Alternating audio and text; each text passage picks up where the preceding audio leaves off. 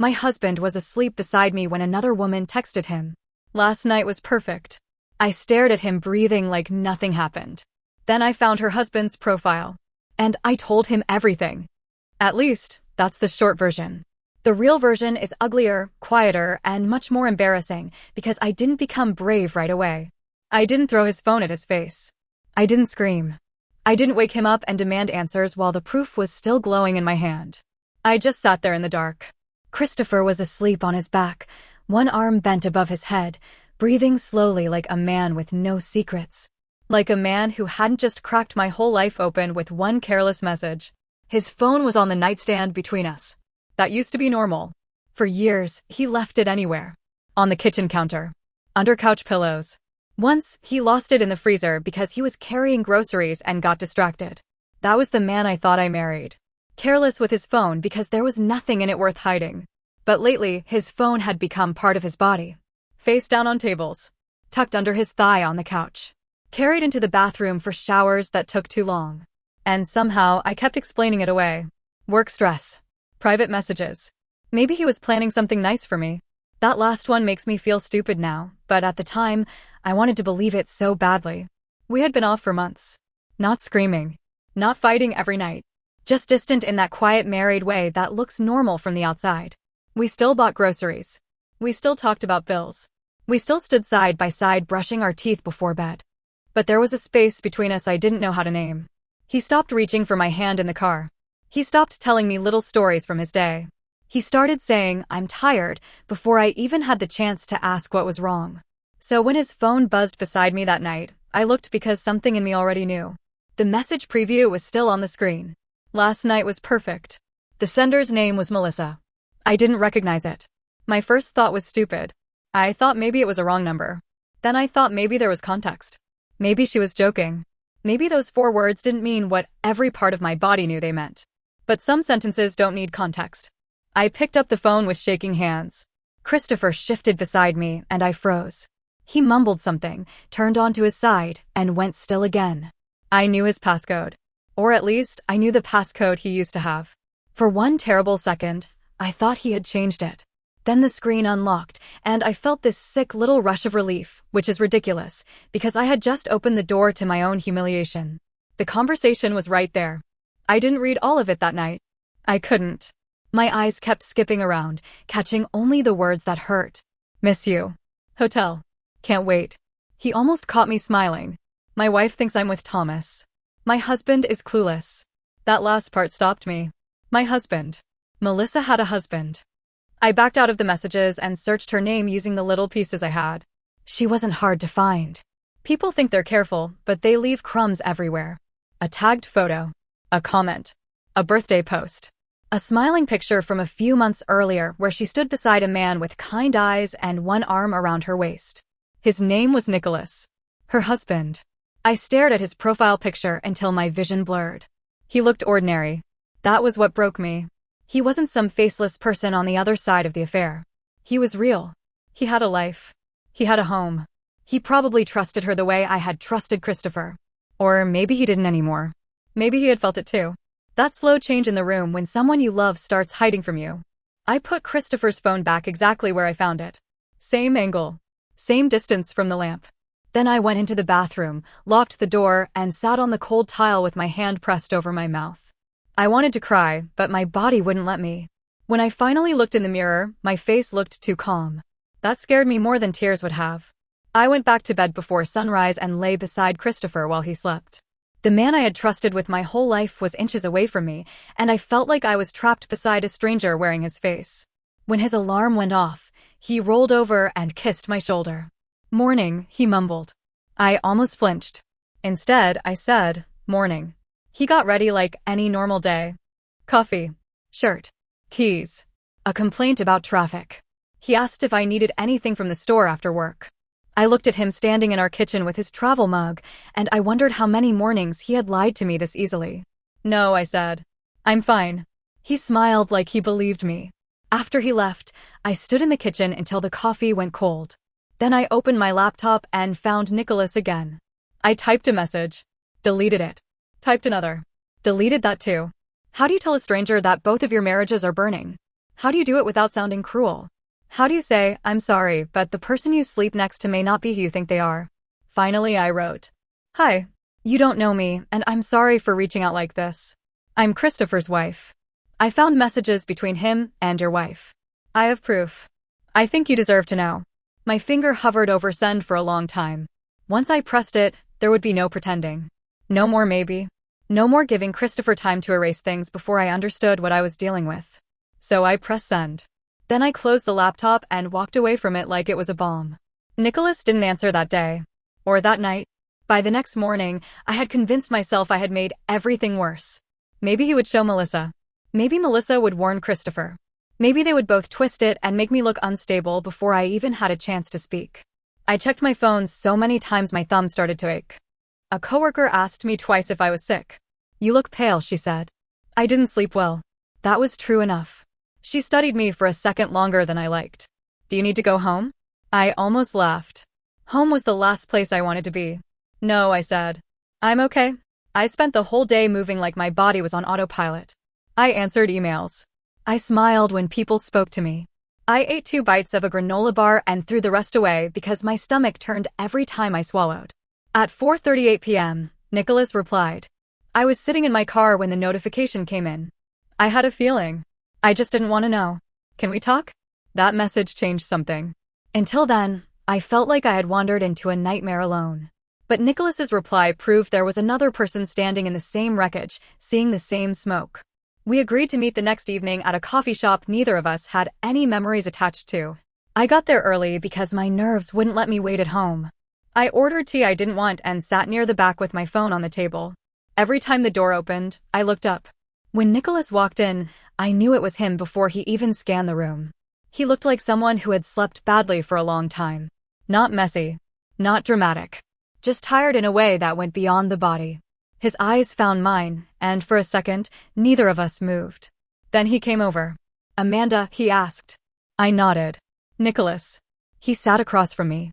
His hands were steady, but his jaw was tight. I'm sorry, I said immediately. He looked down at the table. You don't have anything to be sorry for. I still am. That was the first thing we agreed on. That both of us were sorry, even though neither of us had created this. For a few minutes, we talked carefully, like strangers at a funeral. Then Nicholas pulled out his phone. I started looking after you messaged me, he said. I didn't want to, but I did. He turned the screen toward me. There were receipts. Screenshots. Calendar gaps. A photo Melissa had sent him months earlier from a dinner with clients, where the reflection in a window showed a man standing too close to her. Christopher. I opened my own folder of screenshots. I hated that I had made one. Not because it was wrong, but because saving proof felt like admitting my marriage was already something I needed protection from. For the next 2 hours, we compared the pieces. A weekend Christopher said he was helping Thomas matched a hotel charge Melissa had hidden under a vague explanation. A night Melissa told Nicholas she was too tired to talk matched a message Christopher sent her saying, I wish I could stay. A dinner Christopher claimed was with coworkers matched a picture Melissa posted days later, cropped so carefully that only part of his sleeve showed. The more we found, the less clever they seemed. They were not careful masterminds. They were just confident. They had trusted our trust, and that was the part that made me angriest. It wasn't only the affair. It wasn't only the messages, or the hotel charges, or the lies. It was the way they had counted on us to be decent. To feel guilty for doubting them. To ignore what was right in front of us, because we loved them too much to imagine they would do that. Nicholas leaned back and rubbed both hands over his face. She asked me last month if I thought we should work on things, he said quietly. Like I was the problem. Like I needed to show up more. I swallowed hard. Christopher told me I'd been distant. Nicholas gave a bitter little laugh. So they used the same script. Apparently. A silence settled between us. Not awkward. Just heavy. The kind of silence that happens when 2 people realize the same lie has been living in 2 homes at once. When the coffee shop started closing, neither of us seemed ready to move. But there was nothing else to uncover that night without breaking ourselves open completely. Outside, the air felt cold enough to wake me up. What are you going to do? Nicholas asked. I don't know, I admitted. Part of me wants to confront him tonight. Part of me wants to pack a bag and disappear. Do you have somewhere to go? My sister's. But I don't want to explain it yet. He nodded. I understand. What about you? I need to hear Melissa say it, he said. Not because I think she'll be honest. I just need to watch her decide who she's going to be when she's caught. That sentence stayed with me. The betrayal had already happened. The lies were already there. Now all that remained was to see whether Christopher would tell the truth when the lie stopped working. Before we separated in the parking lot, Nicholas said, "I'm glad you told me." My throat tightened. I almost didn't. I'm glad you did. I drove home with my hands clenched around the steering wheel. Christopher was in the living room when I walked in. The TV was on. A plate sat on the coffee table. He looked up and smiled like we were ordinary. "Hey," he said. "You're late." I stood in the doorway, keys still in my hand. "Yeah," I said. I had something to do. I didn't confront him that night. Not because I forgave him. Not because I was afraid of him. Because the second I saw him sitting there, relaxed and normal, I realized I needed to be calm when I did it. If I screamed first, he would use my pain as a distraction. He would make the conversation about my tone, my anger, my privacy invasion, anything except what he had done.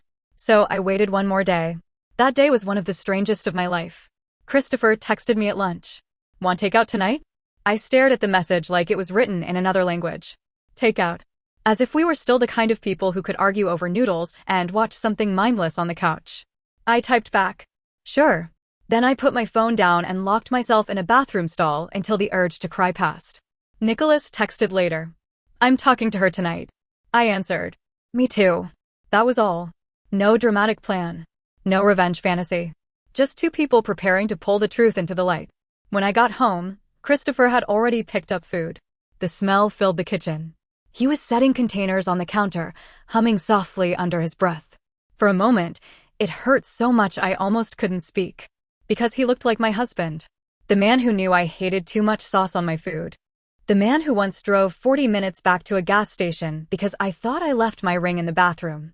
The man who held me through the worst flu of my life and slept on the floor beside me because I didn't want to be alone. That is what betrayal does. It doesn't only destroy what happened. It stains the good memories too. Christopher glanced over. "You okay?" "No." He stopped moving. I walked to the table and put my phone down. On the screen was one of the messages. Not the worst one. I didn't need the worst one. Just enough. His face changed. That was how I knew he understood before I said a word. "Who is Melissa?" I asked. He stared at the phone. Then he did something I will never forget. He said, "I don't know." Not, "I'm sorry." Not, "Let me explain." Just a lie so thin it insulted both of us. I let out a quiet breath. "Don't." "Amanda." I met her husband. His mouth opened, but nothing came out. We compared messages. Dates. Hotel charges. Photos. "I know enough. So please don't stand in our kitchen and make me beg for the truth." His expression shifted. The innocent look vanished. Now he looked cornered. "You contacted her husband," he said. "Yes." "Why would you do that?" "Because he deserved to know." Christopher pushed a hand through his hair. "You had no right to drag another person into this." I stared at him. "You dragged another person into our marriage." The silence after that felt bigger than the room. Then came the excuses. "We were in a bad place. You were always tired." I felt invisible. It wasn't supposed to go that far. She listened to me. Every sentence sounded prepared for a version of this conversation where I was too broken to challenge him. I asked one question. "How long?" He didn't answer. "How long, Christopher?" He sat down heavily at the table.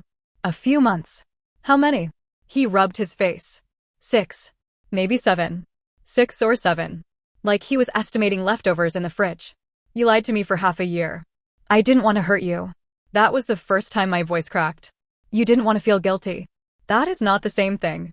For a second, I thought he might finally break down in a real way. Not to escape consequences. Not to control the room. Just because he understood what he had done. But then he said, "You went through my phone." And something inside me went quiet. There it was. The turn. The moment where he tried to make my discovery equal to his betrayal. I picked up my phone. "I'm staying at my sister's tonight." "Amanda, wait." He stood too quickly, knocking the chair back. "I made a mistake." "No," I said. "A mistake is forgetting to call. A mistake is saying something cruel and regretting it. This was planning. This was lying. This was coming home to me and acting like I was unreasonable for feeling you pull away." His eyes filled with tears then. I hated that part because some old piece of me still wanted to comfort him. He cried. He said he loved me. He said Melissa meant nothing. He said he had been confused. He said he would do anything to fix it. Then, when I didn't soften fast enough, he said, "You weren't exactly easy to come home to either." That was when I knew it was over. I packed a small bag while he followed me from room to room. "Please don't do this tonight," he said. "You did this already. I can sleep on the couch. I don't want to sleep in the same house as you." That finally made him stop. I drove to Sharon's house without calling first. When she opened the door and saw my face, she didn't ask questions. She just stepped aside and let me in. I slept on her couch that night, or tried to. Around midnight, my phone buzzed. "Nicholas." She admitted it. Then blamed me for not noticing sooner. I don't even know what to do with that. I stared at his message for a long time. Then I typed. He admitted it too. Then blamed me for being distant. Nicholas replied. Same script. I should have cried. Instead, I laughed once. A small, broken sound in the dark. Because of course they had both found a way to make us responsible for the lies they chose. The weeks after that were not dramatic in the way people expect. There was no public scene. No screaming in anyone's driveway. No revenge post. No clothes thrown onto the lawn. Real life was quieter and more exhausting. Christopher moved between panic and anger so fast I stopped trying to keep up. One day he begged me to come home and talk. The next day he accused me of humiliating him by contacting Nicholas. Then he sent a long message about how lonely he had been, as if loneliness was a permission slip. I stopped answering anything that wasn't practical. Bills. House. Bank account. Documents. That was it. When I met with a lawyer named Elizabeth, I brought printed screenshots in a folder. My hands shook when I placed them on her desk. She didn't gasp or make a face. She had probably seen worse. That steadiness helped me. You don't have to decide everything today, she said. But you do need to protect yourself. That sentence became my anchor. Protect yourself. Not punish him. Not win. Not make everyone understand. Just protect yourself. Nicholas and I kept in touch, but carefully. At first, our conversations were practical. Did Melissa admit the hotel? Did Christopher mention money? Have you spoken to anyone? Did you sleep? That last question started appearing more often. Then, did you eat today? Then, I know tonight is bad. Just breathe through the next 10 minutes. We were not flirting. We were not plotting. We were two people holding flashlights in the same collapsed tunnel. But people love a simple story, and this one was too messy for them. Christopher told his friends I had become obsessed with revenge. Melissa told people Nicholas and I had probably been talking before everything came out, which was almost funny because I barely knew he existed until I found her messages. Then the whispers reached me. Sharon sat across from me one afternoon at her kitchen table, both hands wrapped around her mug. I'm only saying this because I love you, she said. My stomach tightened. Okay, people are talking. I'm aware. They think you and Nicholas are getting too close. I looked down at the table. She continued carefully. I'm not saying I believe it. I'm saying it looks complicated. It is complicated. Amanda. I looked up. Her face softened. I don't want you to replace one disaster with another one. That hurt because it came from love. Sharon had seen the ugly part of my grief. She had watched me wake up shaking. She had found me sitting on her bathroom floor at 2 a.m. because I couldn't stop replaying Christopher's lies. Still, I felt defensive. Nicholas is the only person who understands this exact thing, I said. I don't have to explain the dates. I don't have to pretend I'm fine. He knows. That doesn't mean it's healthy. I know. And I did. I wasn't blind to how it looked. I wasn't pretending there was no risk. I understood that pain can make people cling to anyone who feels safe. So Nicholas and I made rules. No dating. No secret meetings. No pretending other people were crazy for being concerned. No becoming part of the same mess that hurt us. When I told him that, he nodded like he had already been thinking it. I don't want to become part of the wreckage, he said. I appreciated him for that. Christopher did not. When he realized begging wasn't working, he changed tactics. One evening, an unknown number called me. I answered because I was expecting a call about paperwork. It was him. His voice was rough, and I could tell he had been drinking. So this is what you wanted, he said. I closed my eyes. I'm hanging up.